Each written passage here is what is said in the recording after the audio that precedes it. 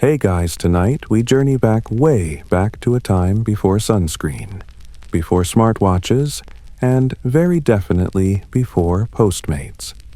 We're headed to ancient Polynesia, a breathtaking chain of islands where survival wasn't just about muscle, but also about knowing what not to touch, what not to say, and how not to offend the gods.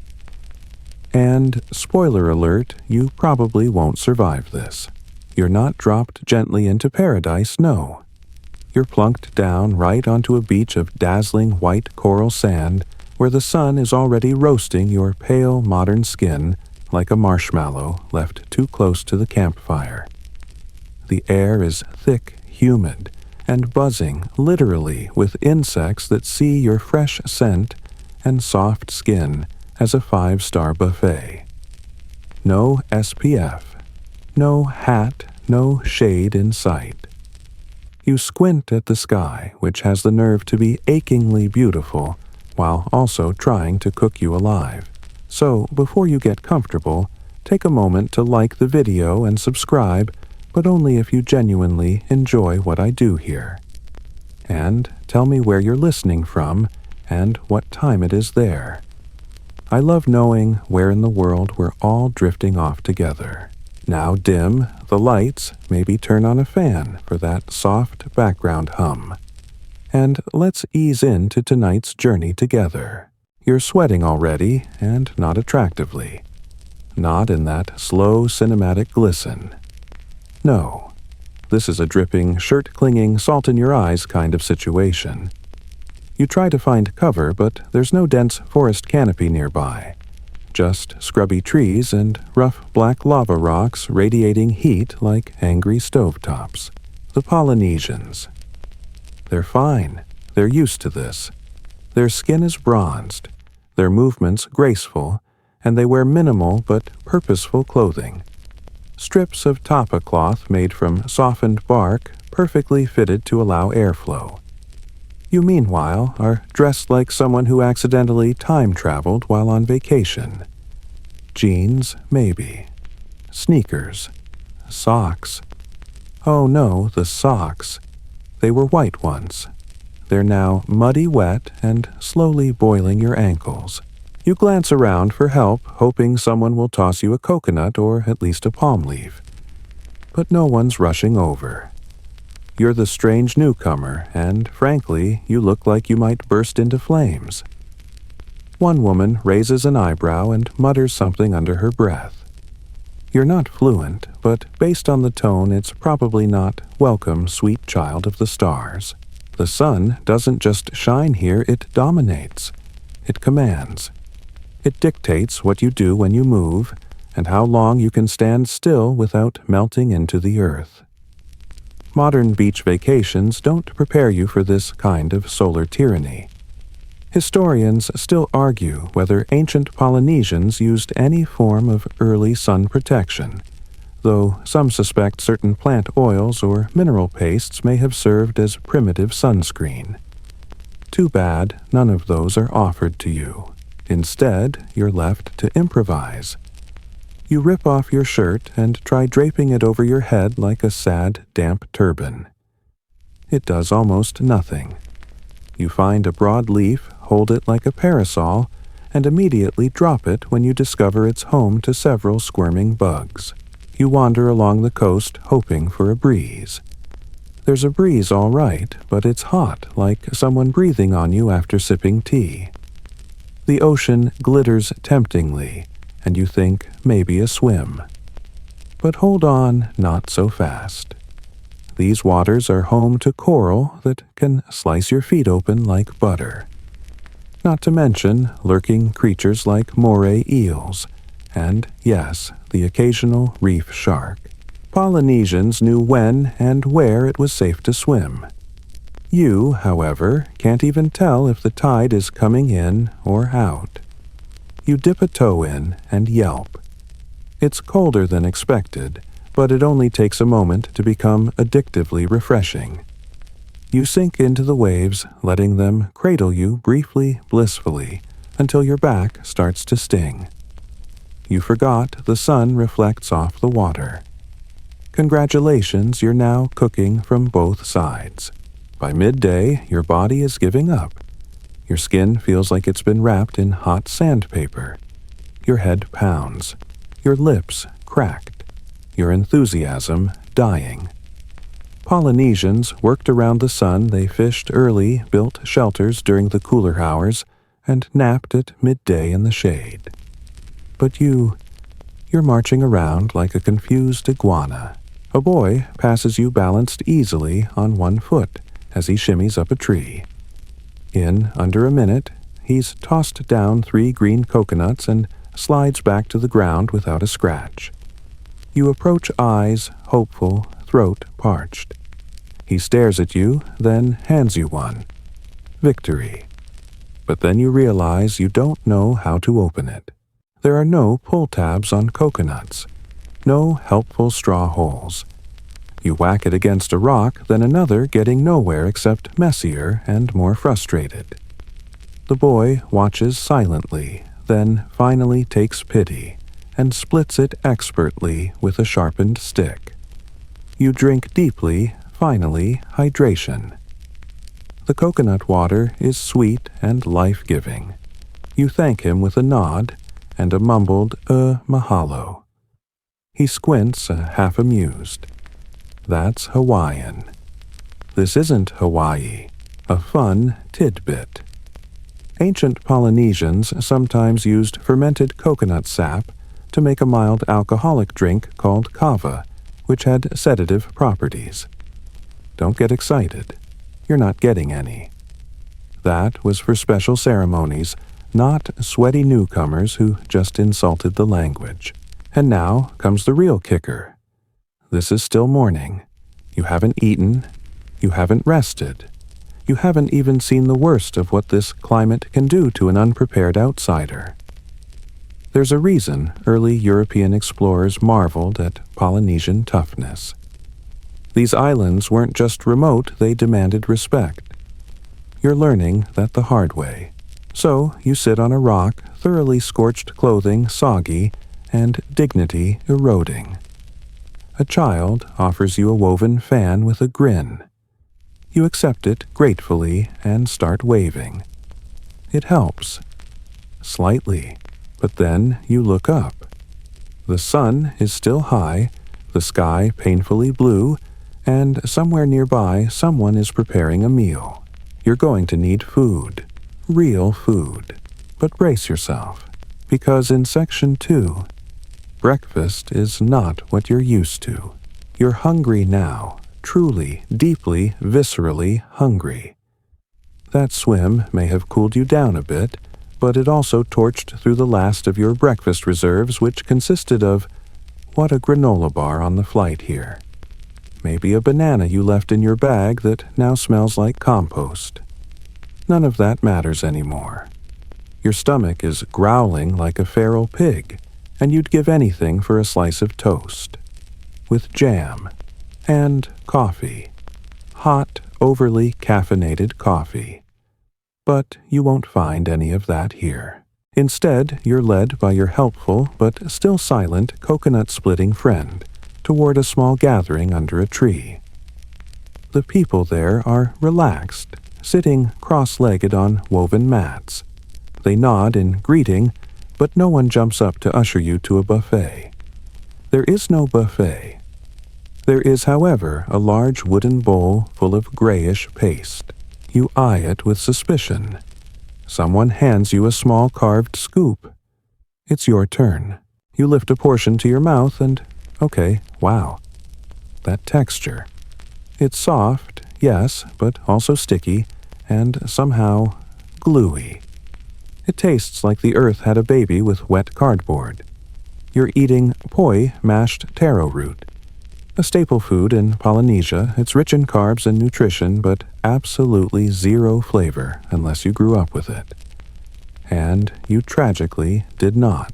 Taro was domesticated over 3,000 years ago, one of the canoe plants that early Polynesians transported from island to island.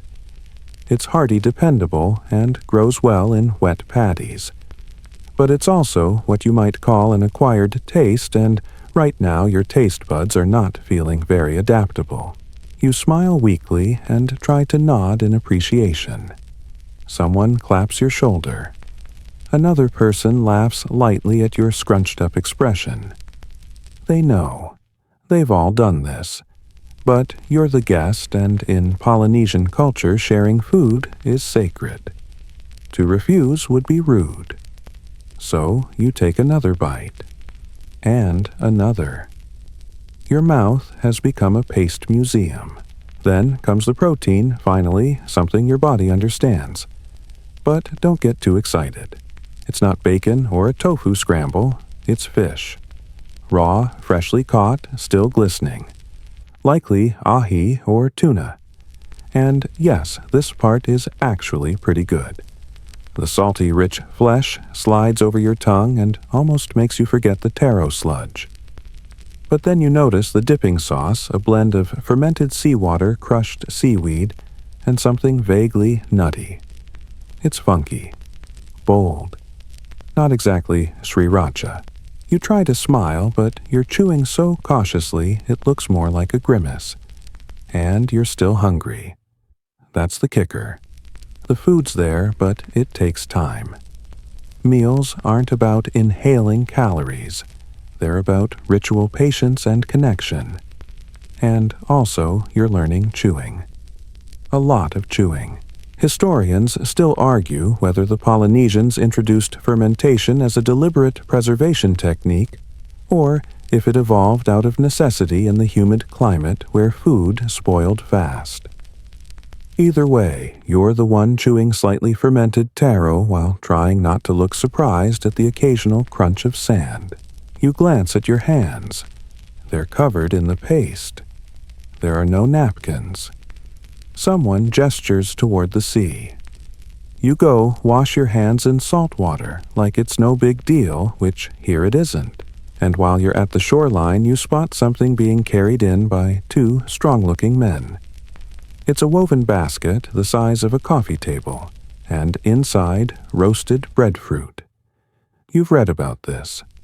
Breadfruit is another canoe plant full of starchy goodness. When baked in an an earth oven, it develops a smoky sweetness that smells almost like fresh bread. Almost. They cut you a piece and hand it over. It's warm, soft, and steaming. You bite in, and oh, okay. This is better. Like potato met banana, and they decided to raise a nice family. It's dense, satisfying, and actually filling. You relax for the first time in hours. Here's a fun tidbit. Captain Bligh, yes, of the mutiny on the Bounty fame, was originally tasked with bringing breadfruit plants from Polynesia to the Caribbean as a cheap food source for enslaved people. He never made it on the first try. The crew mutinied, probably tired of eating taro paste. Back at the gathering, the vibe is mellow. Someone starts humming. Another plays a wooden nose flute, the sound soft and mournful like a lullaby from another planet. You close your eyes and almost forget that you're sunburned, dehydrated, and possibly allergic to something you just ate, until your stomach growls again, loudly. You look down. That's all you're getting. Food wasn't constant in ancient Polynesia. There were feasts during celebrations, but daily meals were modest, dictated by what could be gathered, hunted, or caught. There was no snack drawer, no delivery, no third trip to the fridge just because you're bored.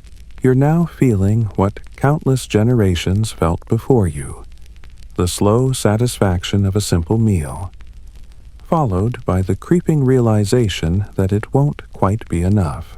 You glance at the others. They're chatting, laughing, lounging in the heat. Their bodies are lean, their muscles earned from paddling, climbing, farming. Yours, soft, modern. You're essentially a marshmallow with opinions, and that's when someone offers you a dried seaweed wrap. It smells like low tide and regret. You accept it with a sigh, because refusing is not an option. Your mouth is full, your skin is still burning, and now you're noticing the fatigue. This place doesn't run on a 9 to 5. It runs on tides, moon phases, and instinct. You begin to understand food here isn't about indulgence. It's survival fuel. And if you want more, you're going to have to work for it. But don't worry. In Section 3, time itself stops making sense. You're full-ish. Sort of. You've got enough fermented root paste and smoked banana potato vibes sloshing around your stomach to buy you a temporary reprieve from hunger. But now you realize something else is off. Time. Specifically, your modern sense of it. You're used to clocks and alarms and hourly schedules, to knowing exactly how late you are at all times. But here, the sky's bright, the sun is moving, but no one seems to care. Time is fuzzy. You ask someone what time it is. They blink slowly at you, then point at the sun, which admittedly is glowing with aggressive clarity directly overhead. Okay, so noon, maybe, possibly 1:17 p.m., but no one here is counting minutes. No one is frantically checking a smartwatch or muttering about meetings. The truth hits, there are no clocks in ancient Polynesia. Not a sundial. Not a carved stick with hour notches. Nothing but nature's rhythms and a honed internal compass. You feel like a lost toddler with an iPhone-shaped hole in your hand. Polynesians tracked time through patterns, waves, wind, birdsong, sun position, and of course, the stars. Navigation and agriculture both relied on this intuitive sense of when. Some communities even had songlines, oral maps that described how long it took to paddle from one island to another, sometimes sung in a rhythm that mirrored canoe strokes. And here you are, still trying to guess if it's lunchtime. Someone nearby squints at the horizon, then casually mentions that the tide will turn before long. You glance out at the water, which looks pretty much the same as it did earlier. But he's right. Minutes later, you notice the subtle pull shift to the beach beginning to stretch. Historians still argue whether Polynesians measured time cyclically or linearly. Was time a path forward, or a great wheel that returned? Either way, you're not just out of your depth, you're floating somewhere outside the concept of time entirely. To make it worse, your internal clock has gone full tilt. Your body is tired, but it's not night. Your mind wants coffee, but there's no caffeine. Your stomach's confused. Your limbs ache, and plot twist, you forgot about jet lag. Technically, it's still yesterday in whatever time zone you were in last. Or maybe tomorrow. Either way, it's now. But not your now. It's unsettling. You lie down under a tree and try to find some grounding. The breeze stirs the palm fronds above you, casting moving shadows across the sand. No clocks, no timers. Just you, and a slowly melting sense of self.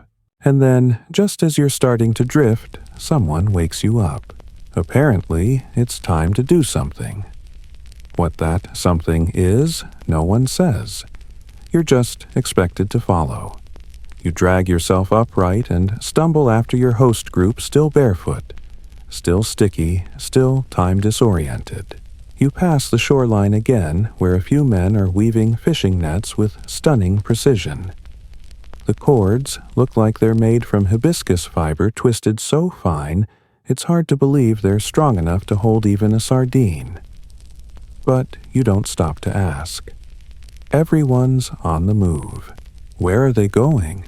A woman hums as she walks her hands holding a basket filled with taro tubers. You don't know the song, but its pace seems deliberate, like it's counting something. You wonder if the melody is marking steps, or perhaps the time it takes to reach the farming patch just beyond the ridge. Polynesian oral tradition is full of encoded knowledge, like that songs that double as calendars, maps, even weather reports. You wish you had Spotify, or literally any clue what's going on.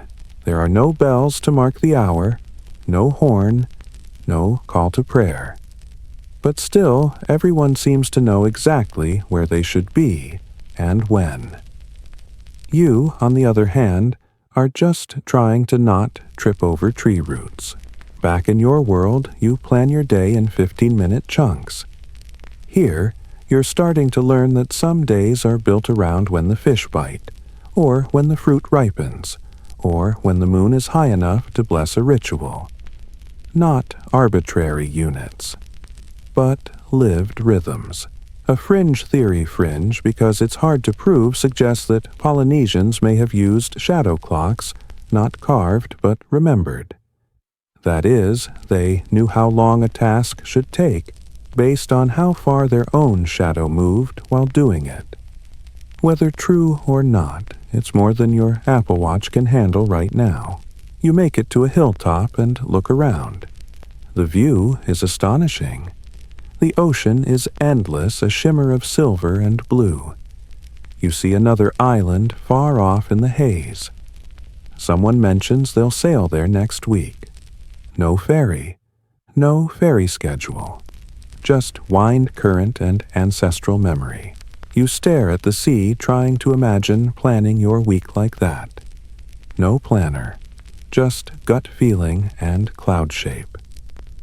A younger man points at a cluster of waves and says something that translates loosely as a swell is forming. You nod like you understand. You don't. Suddenly, you feel your phone buzzing in your pocket. Except no, it's not there. It's long gone. Probably buried under taro peels or washed away in that first disastrous dip. But your brain is still firing phantom alerts, emails, likes, calendar pings. All ghosts now. None of them real. You're deep in a place where time means tide, and tide means food or famine. A place where waking and sleeping happen when your body says so, not when the clock demands it. So you sit. You try to stop tracking time. You listen instead to the breeze, the laughter, the sharp caw of a bird overhead that maybe, just maybe, signals the hour. And as you feel the heat soften just a little, as the shadows grow long and lazy across the sand, you realize you've made it through what might have been one Polynesian hour. You've got, let's say, 14 more to go. Next up in Section 4, shelter. Or, as you'll come to know it, this hut leaks help me. It hits you like a slow drifting canoe. You have no place to sleep. No hotel room key. No tent. No suspiciously cheap hostel bed with dubious sheets and a broken fan. Just the sky above you, a salty breeze that won't quit, and the unsettling realization that night in ancient Polynesia isn't exactly Airbnb friendly. You look around for something, anything that might pass for shelter. And then you see them hail the traditional thatched houses. Modest in size, open to the elements, and built using entirely natural materials. They sit low to the ground, raised on short platforms or stone foundations, roofs pitched steeply like enormous haystacks. You imagine one appearing on a real estate listing, one-room coastal breeze unit. Organic walls, no plumbing. Great airflow. Ideal for morning chickens. You shuffle toward one hopeful. Inside, it's empty. No door, just a woven mat serving as a curtain. No bed, at least not by your standards. The floor is layered with lauhala mats woven from dried pandanus leaves. Softish if you're a gecko. There's no pillow, no mattress, no mosquito net. Just air fibers and a faint smell of coconut oil and sun. Someone gestures for you to come in. You're grateful truly. But you're also pretty sure your back just filed a formal complaint. These hail were feats of engineering and cultural design. Built without nails, they relied on senet, a coconut fiber cord to lash every beam joint and brace into place. Strong enough to hold through cyclones. And yes, historians still argue whether these houses evolved more for ventilation or for ritual separation of living spaces. Because Polynesian architecture wasn't just about shelter, it was deeply tied to social roles and spiritual beliefs. Different structures served different purposes: sleeping, cooking meetings, and religious ceremonies, all clearly designated. And you just walked into someone's nap zone, like you own it. Oops, a child peeks in and giggles. You wave. They disappear again. You lie down, testing the mat. It's less forgiving than a camping pad, but slightly better than raw dirt. You can feel every ridge in your spine. You shift. The floor creaks a soft sound not unpleasant. Just nature saying, you'll live. You're already missing the concept of a blanket. Polynesians didn't typically use what you'd call bedding. The climate's too warm, the humidity too persistent. They used bark cloth sheets if it got chilly, but most nights it was skin on mat. If it rained, you hoped the palm thatch held, or you just didn't sleep. Great, you lie there and notice the way the house breathes. The woven walls let air through in a constant whisper. The roof sways gently. It feels alive. Not mechanical, not static, like a shelter with rhythm. Outside, someone's weaving. Long fronds are being layered in a spiral technique that's probably older than your entire ancestry. The thatch is thick, angled to shed water and catch wind. It'll be swapped out seasonally, sometimes even more often if it leaks. You look up at the roof above you and wonder if you've been blessed with a good one, or cursed with the wettest hut in the village. Suddenly, you hear thunder. Not booming, lightning-fueled modern thunder, but low rumbling, rolling from the hills, like the deep bass of nature clearing its throat.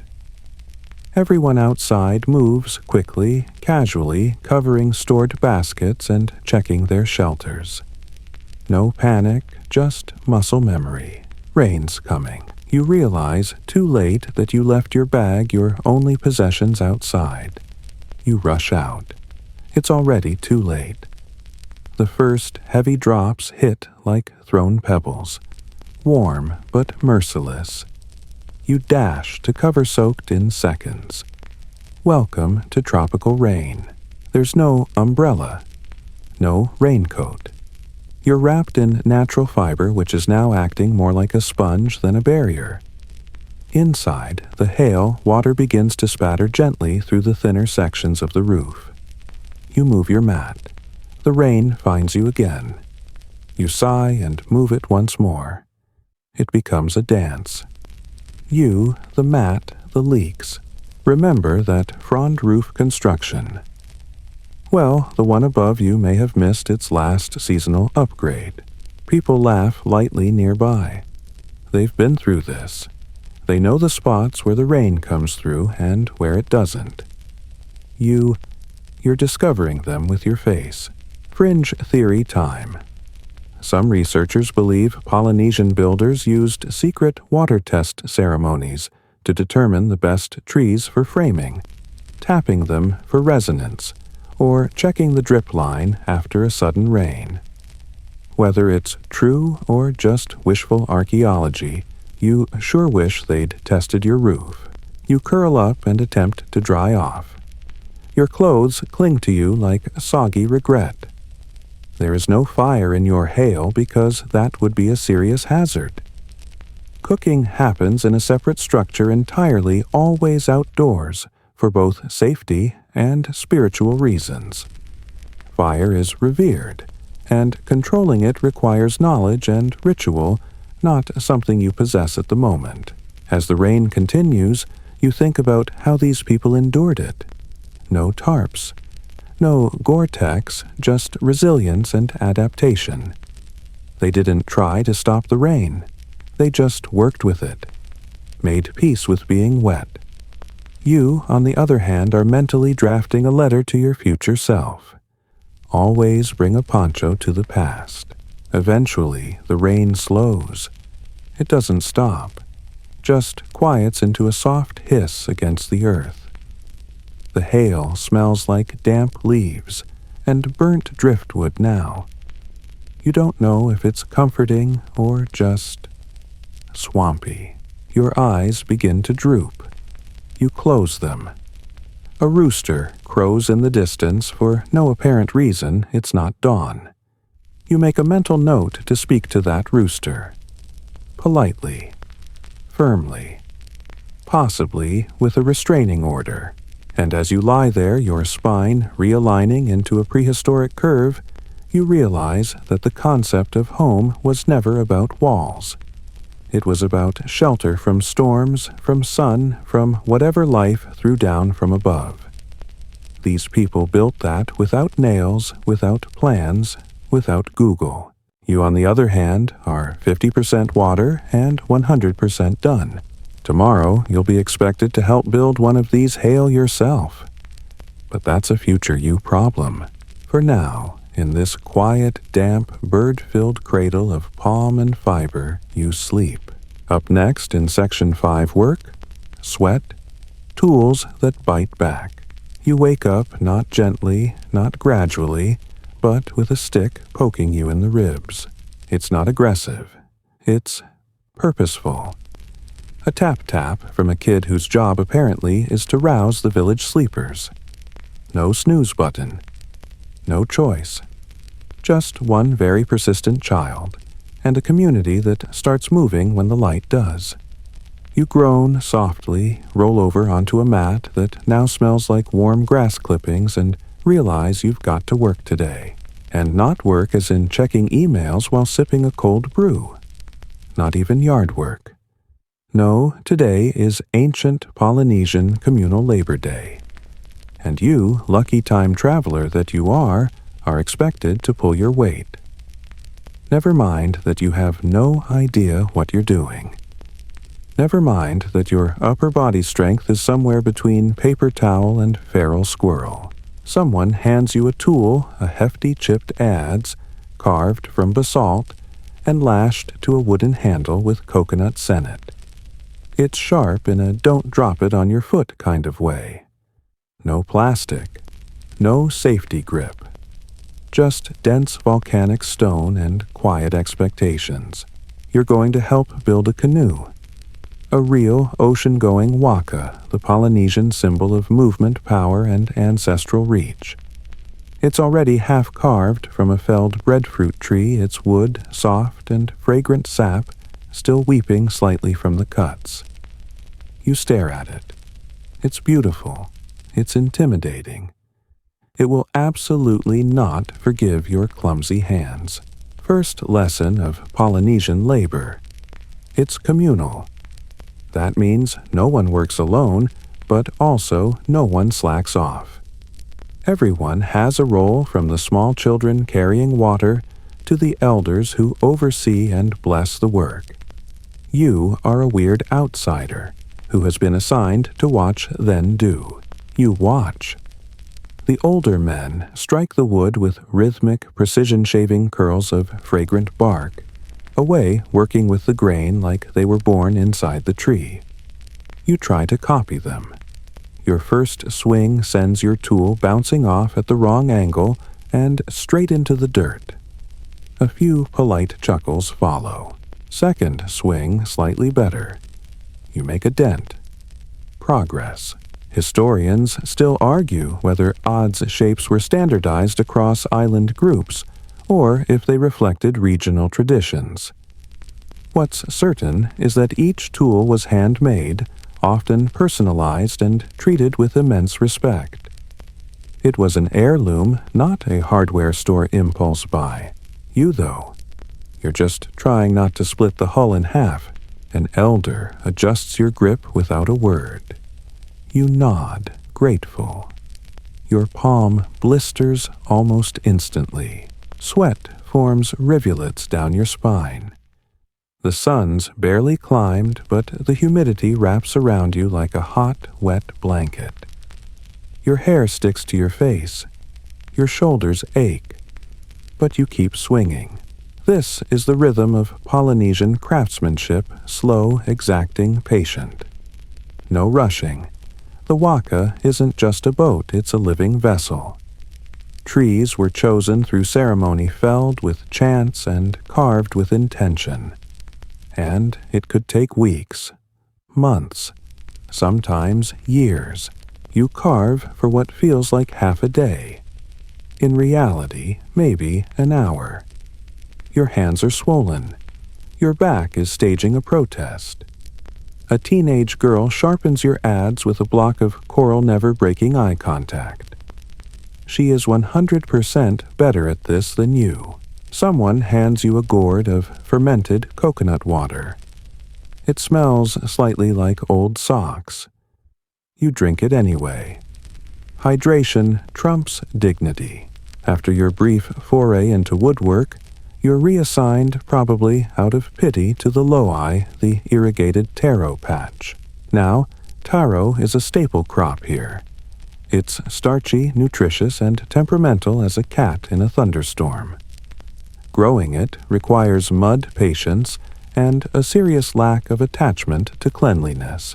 You wade into the shallow, squelching muck. Your feet disappear instantly. Your calves follow. You try to step forward and almost leave a sandal behind, except... Oh, right. You don't have sandals. The women tending the field move with elegance. Their hands are quick and efficient, clearing weeds, propping up shoots, and reshaping the earth with practiced ease. You try to mimic them. Instead, you fall into the mud. Face first. Congratulations. A kid claps. You accept your fate. Here's your quirky tidbit. Some Polynesian communities used urine yes, human pee, as a fertilizer additive in taro fields. It's full of nitrogen, after all. You pray you're not standing in one of those enriched patches. But let's be real. You probably are. After you're sufficiently coated in sediment and regret, someone finally motions for a break. You flop down on a warm stone, breathing hard, every muscle singing in a language you don't speak. Polynesian societies didn't have the same concept of jobs as modern economies. Tasks were seasonal, shared, and deeply tied to status, gender, and age. Some roles were sacred, like tattooing, healing, or navigation. Others, like food prep or construction, rotated through the community. Everyone worked, everyone contributed, and you're contributing the unique flavor of accidental comic relief. You're not done. One more task. Firewood gathering. Sounds easy, except the wood is far and heavy, and has to be dry, because Polynesian cooking is done over umu earth ovens. These ovens are prepped with hot stones, then layered with leaves meat or root vegetables, and buried to steam for hours. Fire is everything. Fire is sacred. You lug wood, trip over a root, catch your shin, nearly curse. Remember, this is a PG-13 show. Grit your teeth instead. One of your companions hums a work song. It's not in your language, but the tone is light and steady. You hum along hopelessly offbeat. They don't mind. You are the village mascot now, muddy-tired, bruised, and still trying. And quietly, they seem to appreciate that. By the end of the day, you've used 5 tools, lost 3 fingernails worth of pride, and learned that productive exhaustion feels a lot better than endless screen time. As the sun begins to sag toward the ocean, someone offers you a bit of roasted breadfruit. It's warm, smoky, sweet. You inhale it like it's the last thing you'll ever eat. You worked today. Not well, not quickly, but honestly. That counts. Next up in Section 6, sleep. Real sleep. Except, surprise, there's chanting.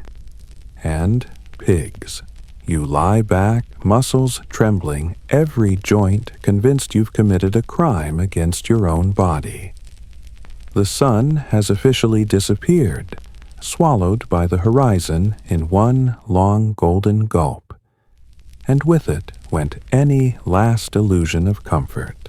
But tonight is supposed to be rest, except it's not quiet, not at all. You're lying there right where you collapsed on a mat barely more padded than a welcome mat at a gas station, and the village around you is alive. Not just with the usual cricket chirp, palm frond, rustle kind of noise. No, tonight brings a different kind of soundtrack, drums low and pulsing, like the earth has a heartbeat. Soft, chanting, threads through the air, rising and dipping like ocean swell.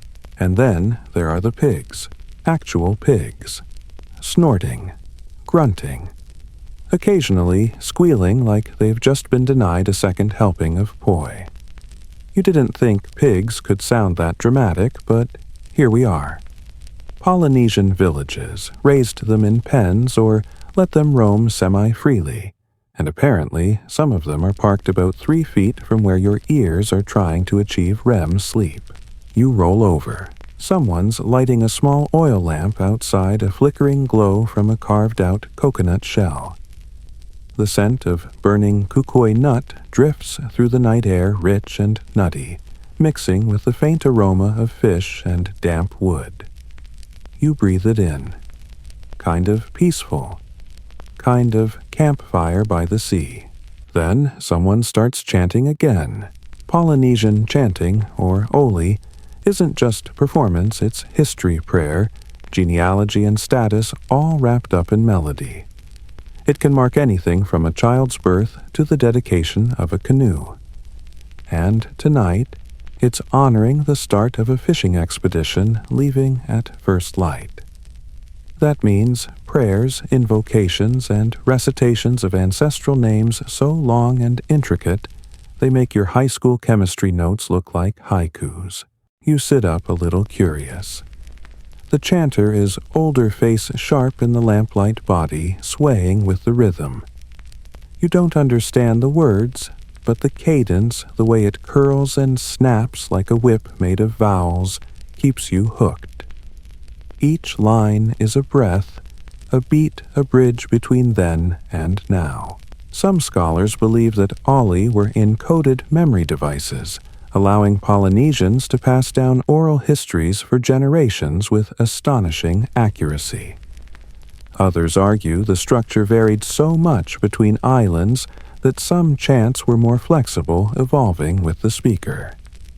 Either way, your brain isn't quite equipped for full cultural download this late in the evening. You lie back again. A pig snuffles dangerously close to your elbow. You turn over, and then it gets weird. Across the village, you hear a rhythmic slapping sound. Sharp, repetitive, almost intimate. No, not that kind of intimate. Calm down. This is PG-13. What you're hearing is someone slapping their arms and chest in a ceremonial pattern, part of a nighttime hula practice, not the Hollywood version with grass skirts and ukuleles. This is traditional Polynesian dance as storytelling, every movement a phrase, every slap a punctuation mark. The dancer, likely training for ritual or performance, uses their body like a drum. A very tired, echoey drum. And you can't not hear it. You wonder, how does anyone sleep through this? Answer, they're used to it. You, on the other hand, are just an overcooked noodle masquerading as a person, and the noodles are not vibing with this ambient pig chant slap situation. You close your eyes and try to block it out. Imagine modern things. White noise machines, weighted blankets, a mattress that doesn't fold like a taco shell under your weight, And then, just as you begin to drift off, you feel something skitter across your leg. Freeze. Don't move. Don't scream.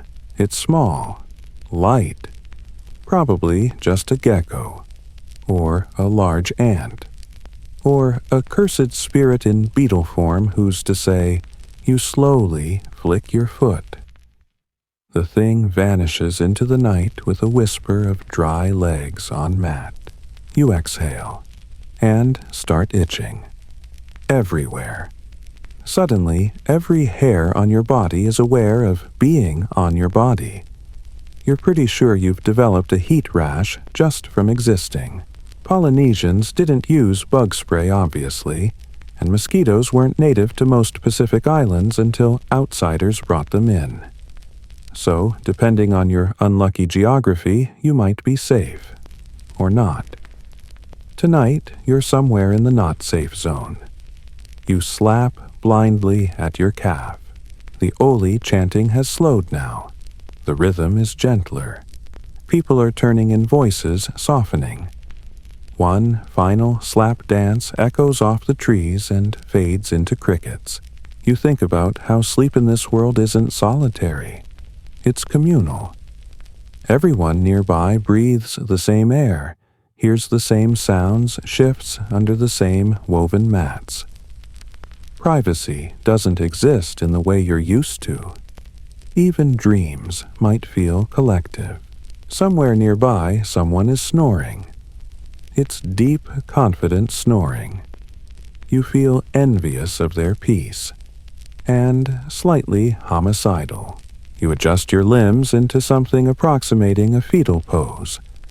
One arm under your head, one knee propped. You try not to breathe too loud, and there it is, sleep. Finally, but not for long. You wake up again much later to the click of a conch shell horn being blown in the distance.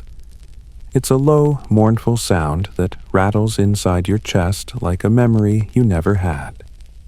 Someone's announcing the start of the fishing journey. The boats will leave soon.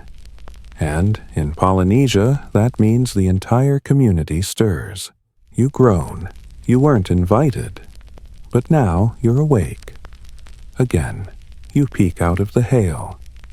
The stars are still up, bright, uncaring, silent.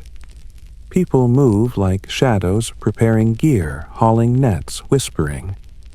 Their coordination is eerie and beautiful. Like a ballet choreographed in moonlight. You duck back inside and lie still. This isn't insomnia. This is a different sleep culture. Polyphasic rest. Naps during the day. Awake when needed. You realize now sleep isn't sacred here. It's useful. Functional. Grabbed in pieces like snacks, not one long banquet. And you're starving. So you breathe. You sink into the mat.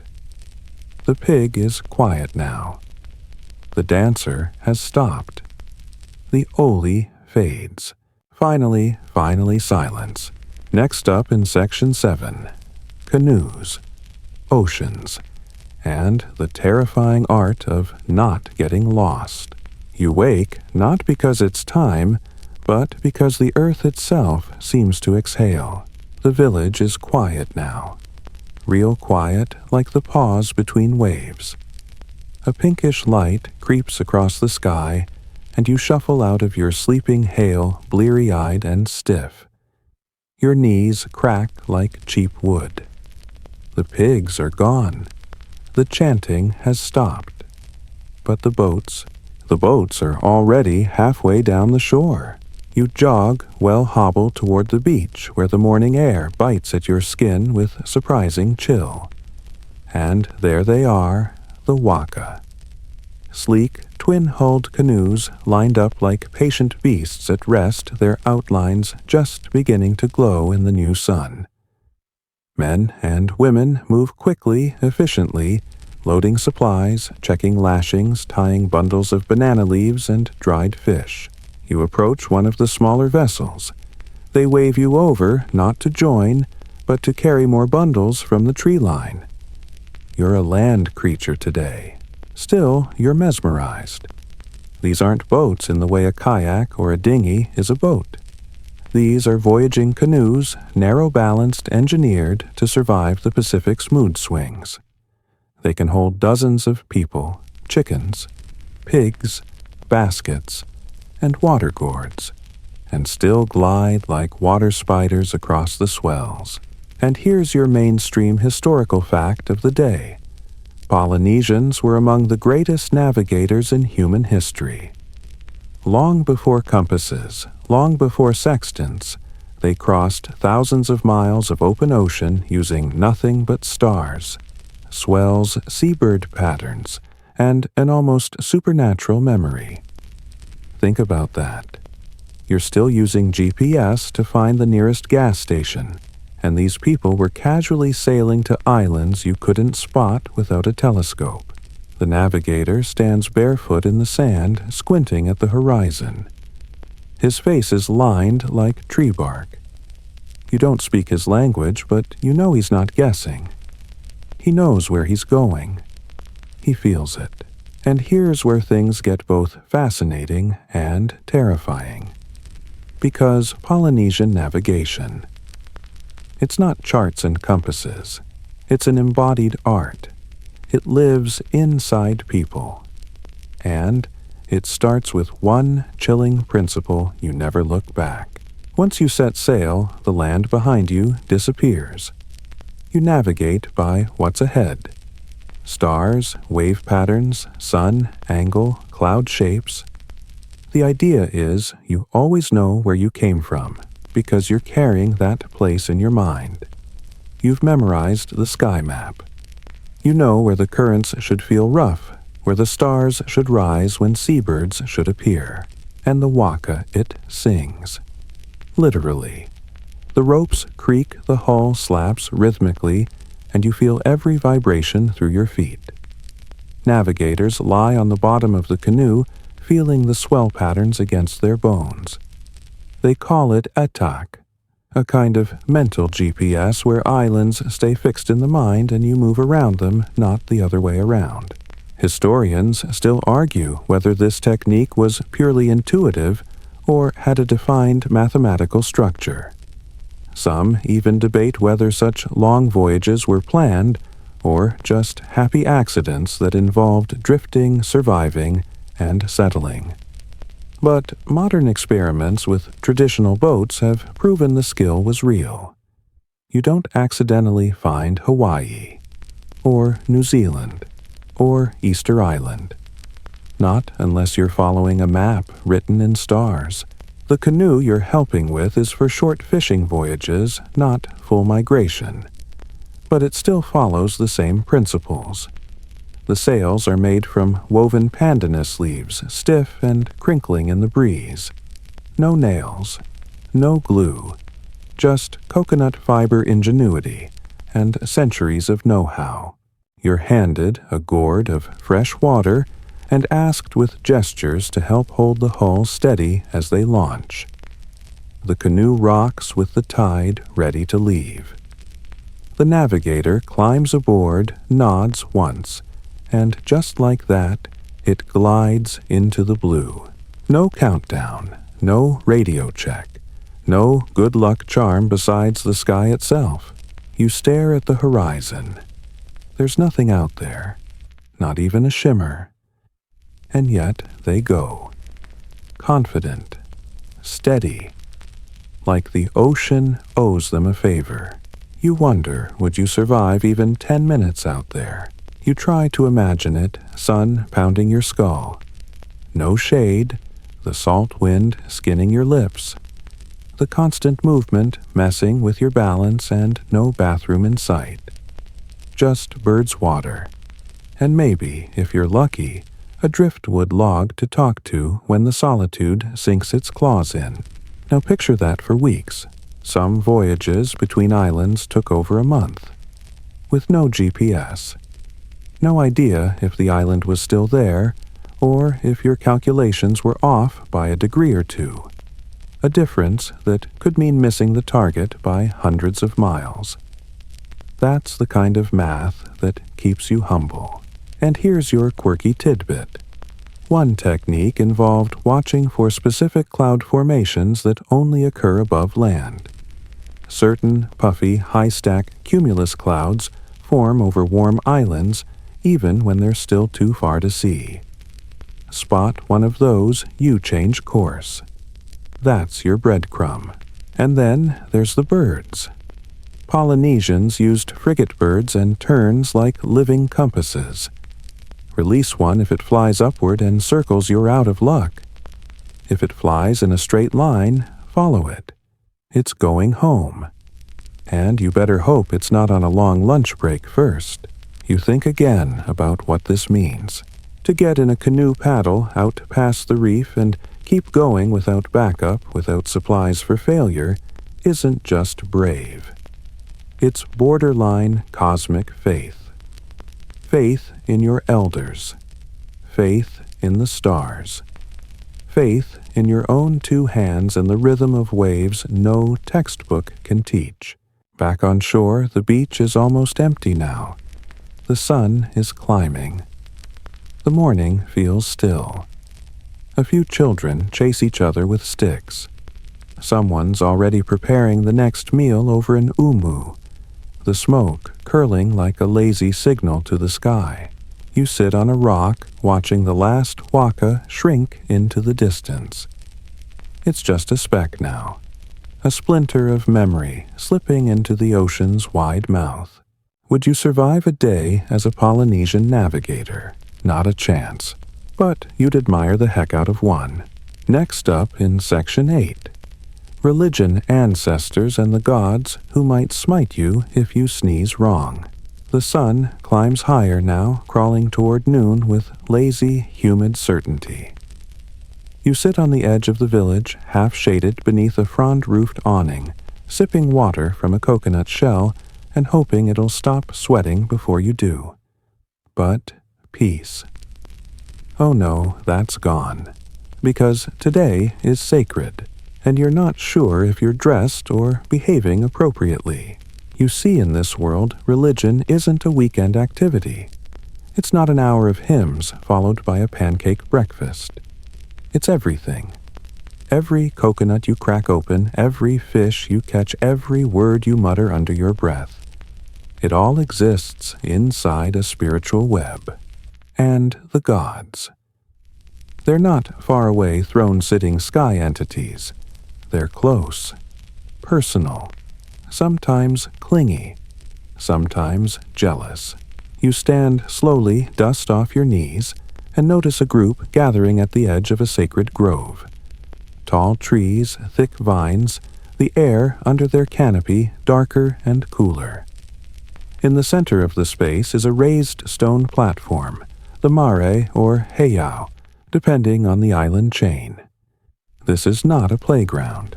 This is where the gods live, not metaphorically, like they live here. You tiptoe a bit farther from the action. The people around you are quiet, focused. Most wear woven mats or tapa cloth around their waists. Nobody speaks above a whisper. A man, maybe a priest, maybe a chief hard-to-tell steps forward holding a carved stick. He begins chanting. And this isn't the soft bedtime chant from the other night. This is thunder-in-the-throat stuff. A call to the gods. A warning to mortals. You try not to breathe weird. Now's a good time for your daily historical fact. Polynesian religions were complex polytheistic systems that varied from island to island. You had creator gods, war gods, harvest gods, sea gods, tattoo gods, canoe gods, and my personal favorite gods of the wind who could ruin your entire month with a single sneeze. Worship wasn't about believing the right thing. It was about doing the right thing at the right time in the right place with the right people watching. And yes, if you messed it up, there were consequences. Welcome to the world of tapu, a concept that gives us the modern word taboo. It's not just superstition, it's law, it's cosmic boundaries. You violate a tapu, you don't get a slap on the wrist. You get cursed, or fined, or exiled, or sacrificed. You swallow hard, and tapu isn't always obvious. Sometimes it's a person too sacred to touch. Sometimes it's food only to be eaten by chiefs. Sometimes it's a whole day. No work, no loud talk, no funny business. You right now, you're hoping you didn't step on something holy back when you were searching for the latrine. The ceremony intensifies. Offerings are placed at the altar, fish wrapped in leaves of folded cloth, and, curiously, a small carved idol shaped like a bird. No blood, no drama, just reverence. Still, your heartbeat is racing. Why? Because you can feel it. That weight in the air. That thick spiritual gravity that says, be still, be small. You're not center stage here. The gods are. And they don't care how many followers you have online. The chant ends. A conch shell blows. People bow. You mimic them a moment too late, nearly knocking over a basket of sacred shells in your panic.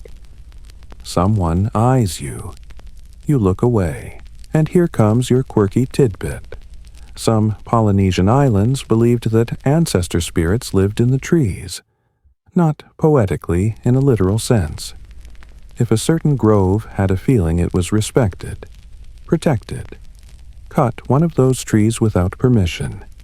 Your canoe might split in two at sea. Or you might grow a boil on your nose shaped like your great-uncle. It's unpredictable. These beliefs weren't static either. Historians still argue whether Polynesian religion was mostly shamanistic ancestral worship or more of a codified priesthood system. Some temples show detailed rituals. Others suggest a more fluid, community-led spiritual life. But across the board, one thing's clear belief was woven into everyday action. You don't go to church here. You live in it. You walk past the marae after the ceremony, careful not to look too long or step too loud. The wind rustles the palms, and you half expect them to whisper secrets. You hope they're not about your sweaty tunic. Later in the day, you see children playing near a line of tall stones, each carved with weather-worn faces and spirals. An elder scolds them, gently redirecting them toward a clearing. Turns out those aren't just decorations. They're ahu shrines to ancestors. Some say their spirits rest inside. Others say they watch from inside. You definitely feel watched. You've heard stories today, some whispered, some sung about gods who disguised themselves as travelers, who judged villages by their hospitality, who punished vanity with storms or rewarded kindness with fruit trees that bloomed in winter. Every island has their version, and none of them end with a polite moral. Most end with a warning. And now you realize you've been treating this place like a museum. But to them, it's not history. It's home. Evening falls again, soft and golden. Another chant floats across the village, this one light and sweet.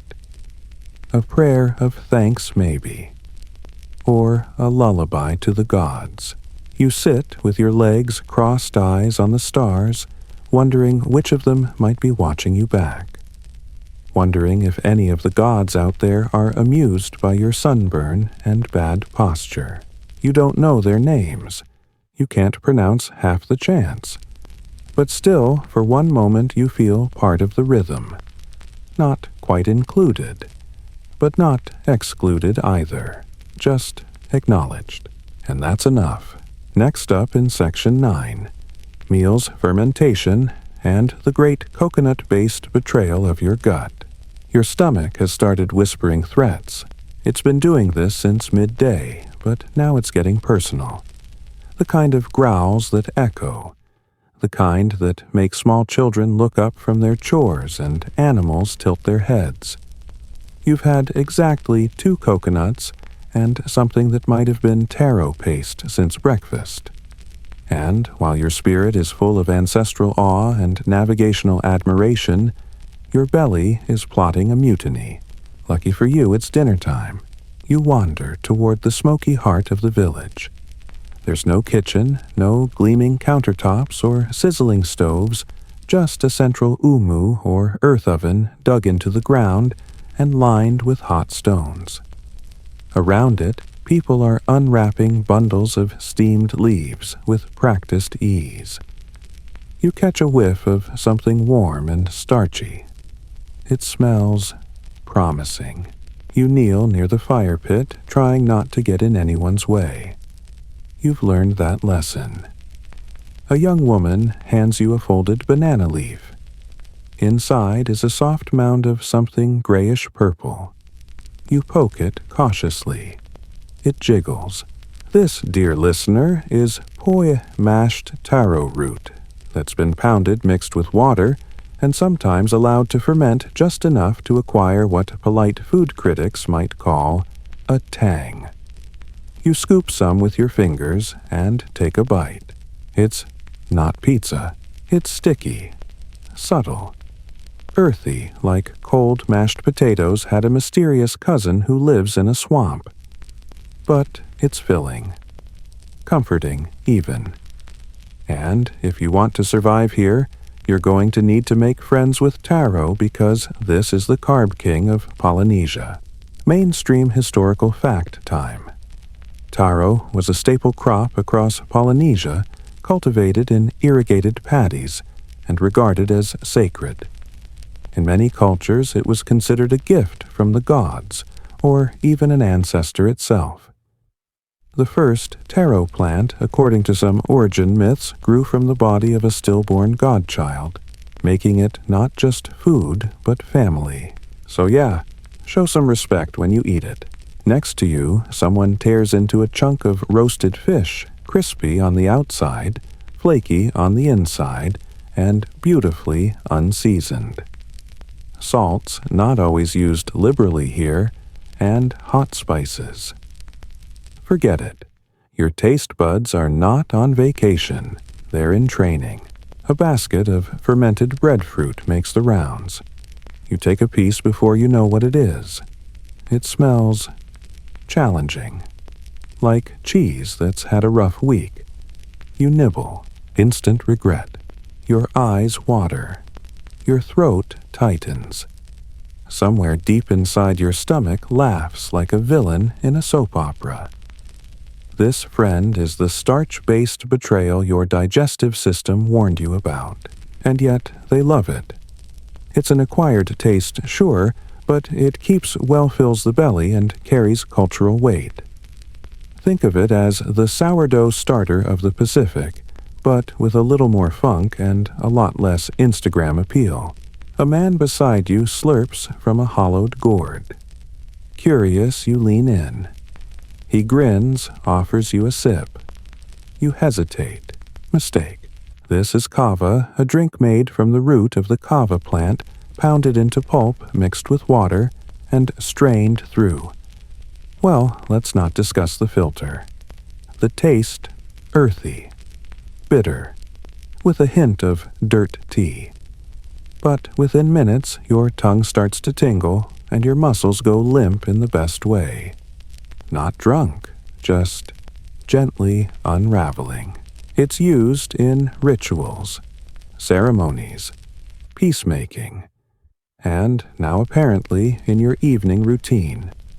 You lean back, half melted into the grass, and let the stars above begin their quiet performance. Here's your quirky tidbit. In some Polynesian villages, the chewiest members of society were tasked with fermenting kava. That's right. They would chew the roots and spit them out, starting the process of fermentation with enzymes from their own mouths. It was considered an honor, and maybe a test of dental fortitude. You're almost relieved yours came from a gourd. And here's something scholars still scratch their heads about. How did Polynesians manage food preservation over long voyages? Some argue they used tight wrappings, fermented pastes, and dried fish. Others believe voyages timed themselves with natural food cycles. Still others suggest that early migration might have involved desperate improvisation, eating whatever stayed edible longest. The truth probably floats somewhere in between. A pig is roasted tonight, rare but special. You're told it's a celebration. Maybe for a good harvest.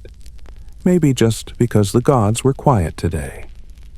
The meat is fatty sweet, slow cooked over hot rocks and leaves until it falls apart like it's been dreaming of this moment. You eat too much. Of course you do. Because it's delicious and you haven't seen protein this glorious since that sad dried fish breakfast. But now your belly is paying the price. You wobble upright, clutching your sides looking for somewhere to lie down and apologize to your organs. Someone hands you a small treat, a ball of mashed bananas and coconut wrapped in leaves and lightly grilled. Sweet, creamy, tropical perfection. You briefly consider moving here forever. Then you remember the toilets. Spoiler, they're holes. Or the sea. And there's no toilet paper. Just fronds and regret. You shuffle toward your sleeping mat, passing others reclining around the fire, full and drowsy. A lullaby drifts from somewhere behind a hut. You hum along. It's mostly vowels. The fire pops softly. Someone laughs. A pig snores. Would you survive on this food? Maybe. If you adjust your taste buds, and if you pace yourself with the fermented bits, would you thrive? Let's just say your microbiome has questions, and it's drafting a formal complaint. Tomorrow you're told there may be dancing, storytelling, tattooing. But for now, you curl into your woven mat belly warm brain, foggy from kava, and fall asleep under a sky filled with ancestors and constellations whose names you'll never learn. You wake to a chorus of birds and the smell of smoke curling from the village fires. Today, the rhythm changes. It's not just a day of survival anymore. It's a day of ceremony, storytelling, and tattooing. And if you thought you were just a visitor, think again. Today, you're going to be part of the living, breathing culture. The air feels thick with anticipation. Men gather around a low platform while women prepare bundles of ink made from soot and plant resin. You watch, fascinated, as the tattooist sharpens his tools traditionally, bone needles tied to wooden handles. No buzzing machines here. The process is slow, deliberate, and deeply symbolic. Polynesian tattoos, or tatau, aren't just body art. They're sacred stories inked into flesh. Each pattern represents genealogy, social status achievements, or protection. Getting tattooed is a rite of passage, a transformation that connects you to your ancestors and your community. This tradition is thousands of years old, and despite the pain, it's something people endure proudly. Here's a mainstream historical fact for you. The word tattoo actually comes from tatau, introduced to Westerners by Captain Cook's crew in the 18th century.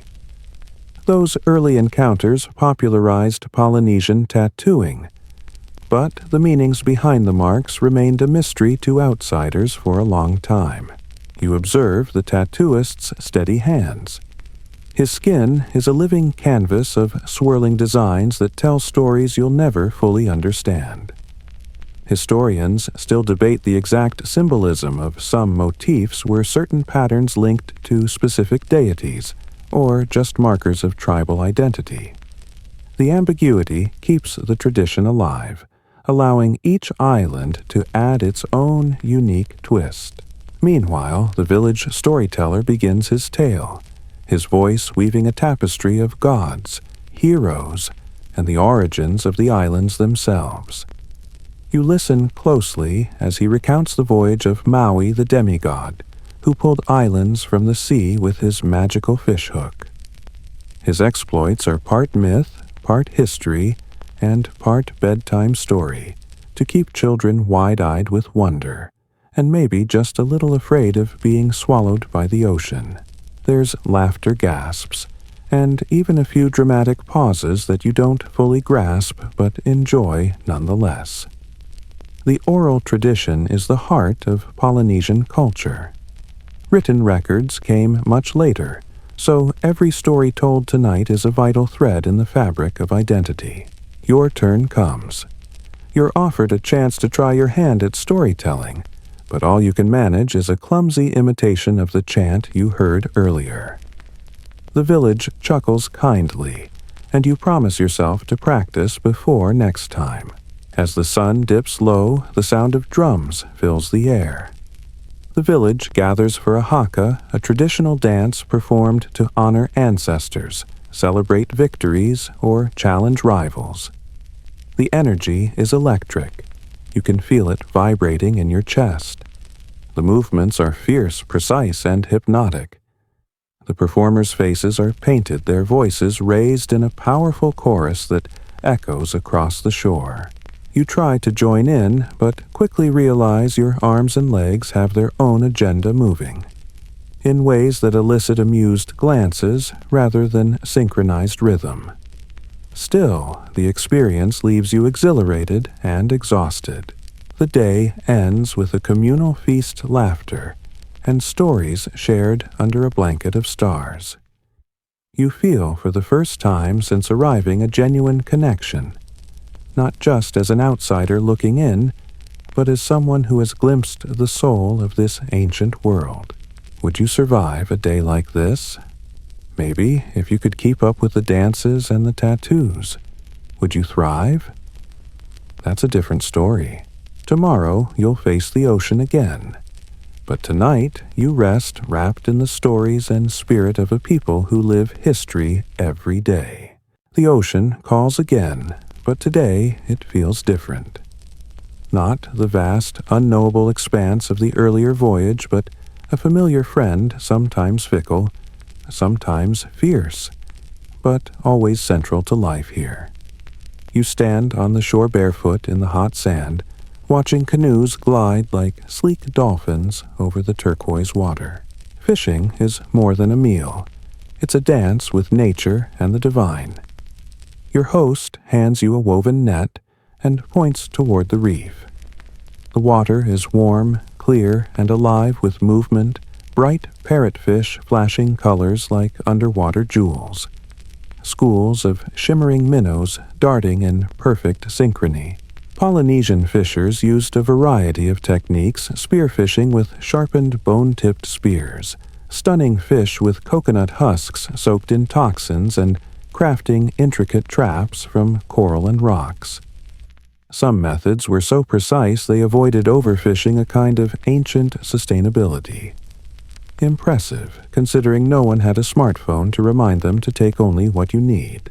A historical fact for this watery chapter: Polynesians were expert navigators and fishers using deep knowledge of ocean currents, bird flight patterns, and fish behavior to find food and new islands alike. Their success at fishing contributed to the survival of these isolated communities across thousands of miles of ocean. You wade knee-deep clumsy with the net, learning how to flick your wrist just right to trap the quicksilver fish. It feels like a game of patience and precision, one that's been perfected over generations. Nearby, a woman prepares a curious concoction fish, wrapped in leaves sealed with mud, and buried in the hot sand to cook slowly. The technique traps moisture and flavor, resulting in tender fish infused with the earth's warmth. You watch fascinated as this simple, sustainable cooking method comes to life. Here's a quirky detail: some Polynesian fishers believed that certain fish carried the souls of ancestors, so catching them required a ritual of respect, whispering apologies before pulling them from the water. It's not superstition, but reverence, a reminder of the deep connection between humans and nature. Historians still argue whether Polynesian fishery practices were developed independently across islands or spread through cultural exchange during migrations. The answer probably blends both, reflecting an impressive adaptability and learning.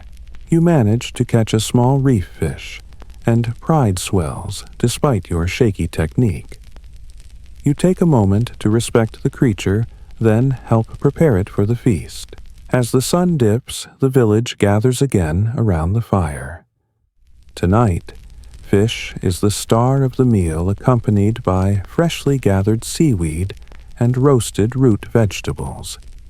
You savor the smoky flavors, the communal laughter, the deep satisfaction of food caught with your own hands, even if you were the least skilled fisher in the crew. The ocean's rhythm lulls you, as stars emerge shimmering like the fish scales you caught. You feel a connection stretching from the depths below to the vast sky above, a bond Polynesians have known and honored for millennia. Would you survive this day at sea with some practice and humility? Yes. Would you thrive? That's a wave for another day. Tomorrow brings challenges yet unknown. But for now, you let the ocean's whisper rock you to sleep. The morning greets you with a misty veil hanging over the palm-fringed shore.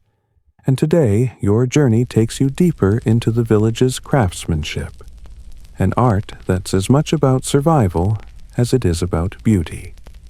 You are handed a length of tough, fibrous bark and a small, sharp shell.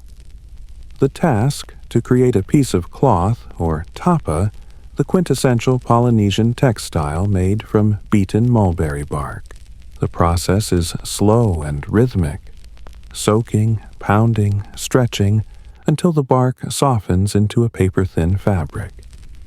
You can almost hear the heartbeat of the village in every tap-tap of the wooden mallet. It's a labor that demands patience and respect, transforming raw nature into something wearable, useful, and beautiful. Historically, tapa wasn't just clothing. It was currency, ceremonial attire, and even a canvas for storytelling.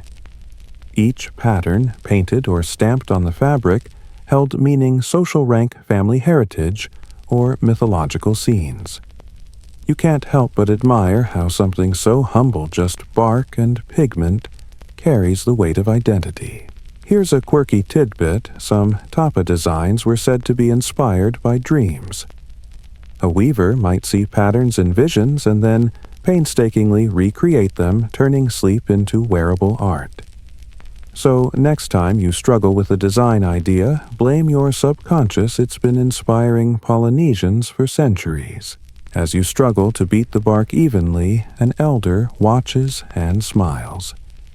They share a legend about the first tapa maker, a goddess who taught humans to transform trees into cloth, bridging the gap between nature and culture. You wonder if your uneven pieces might offend her. Historians still debate how tapa production evolved differently across Polynesian islands. Some say it developed independently on each island, while others argue it spread through migration and trade networks.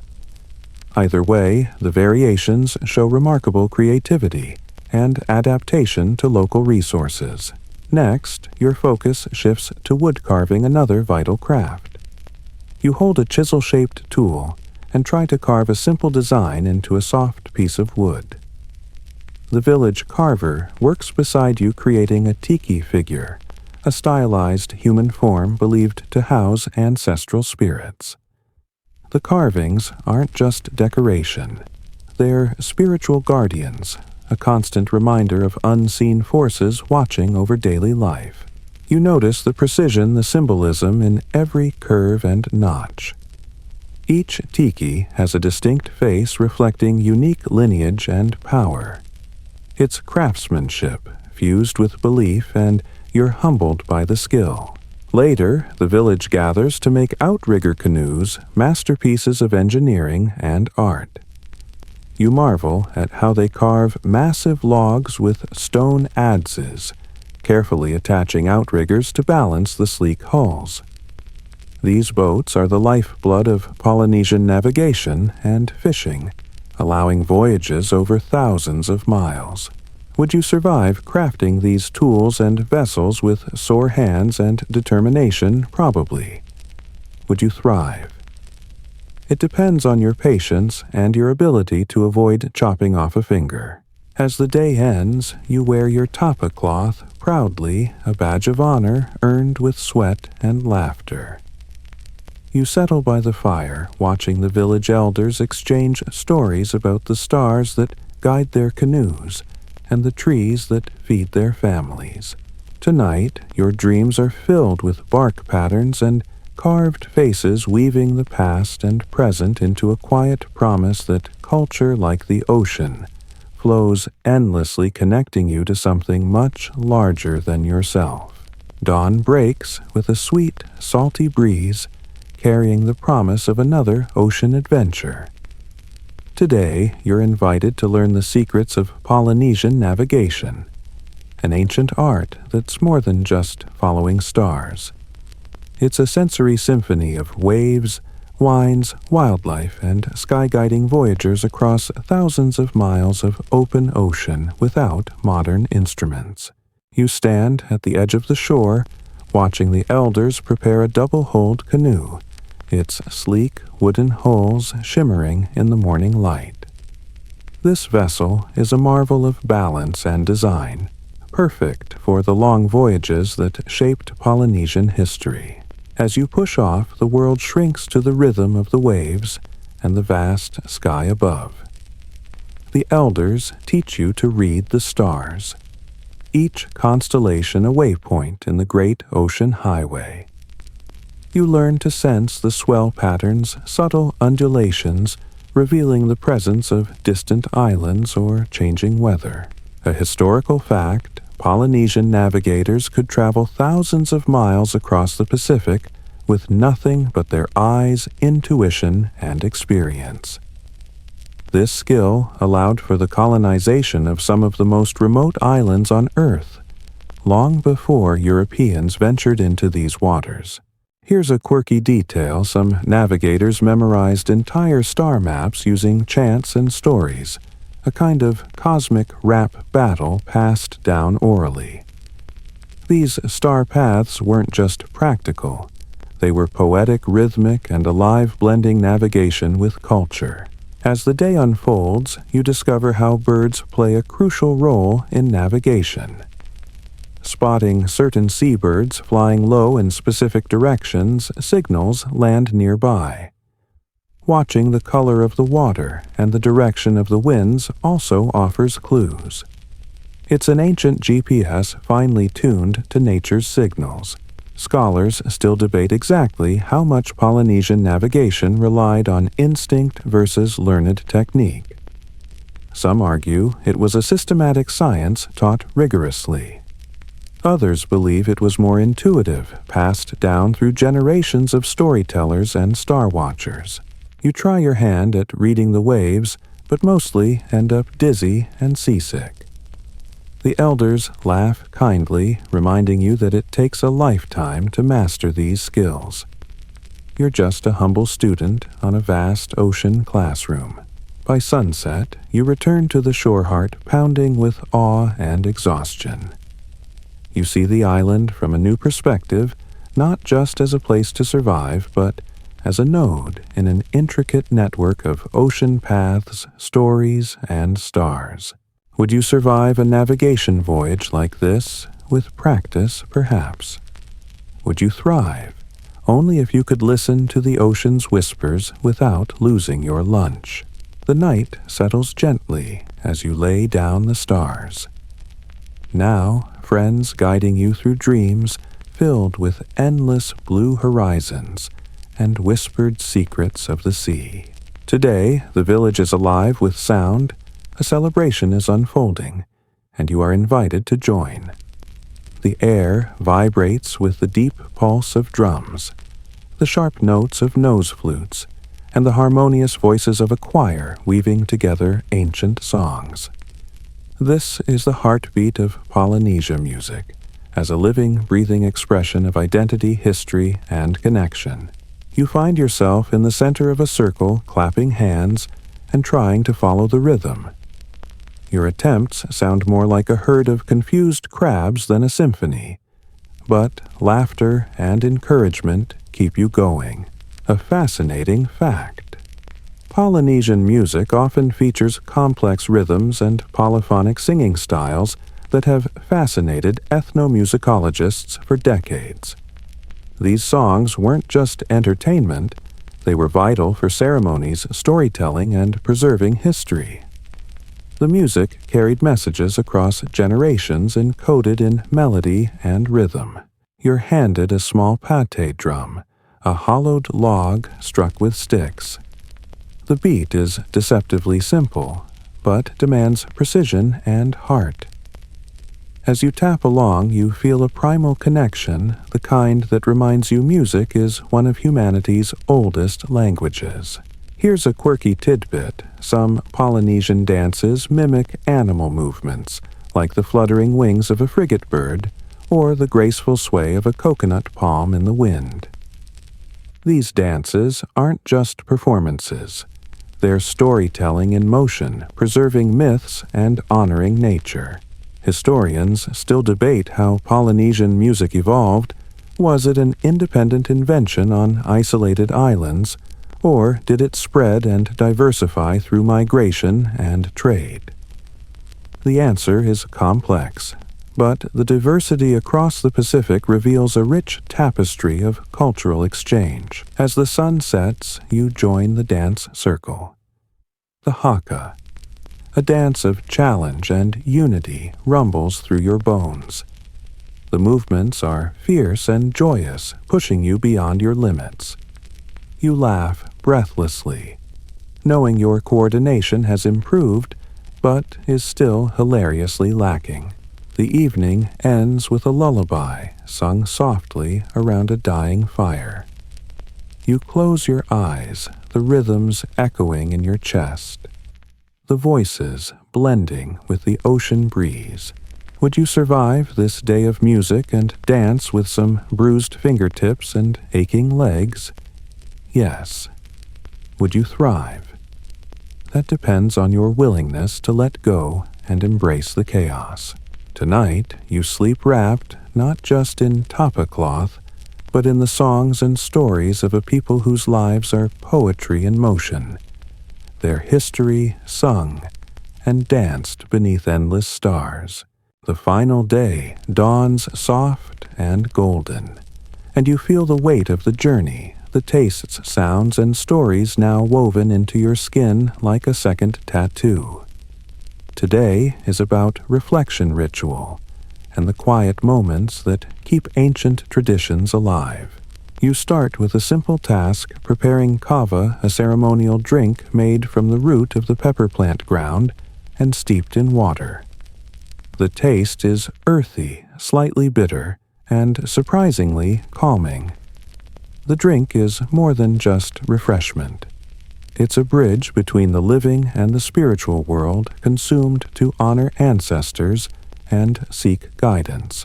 A historical fact, kava has been used for centuries across Polynesia, not just socially, but in rituals marking important decisions, peace treaties, and healing ceremonies. The root's calming effects are both physical and symbolic, a pause in the relentless pace of survival. You sit among the elders as they perform a quiet ceremony, their voices low and reverent.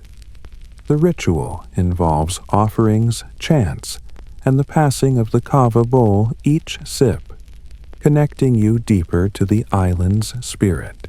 Here's a quirky bit. Some Polynesian myths claim kava was a gift from the gods, a sacred plant born from the tears of a grieving mother.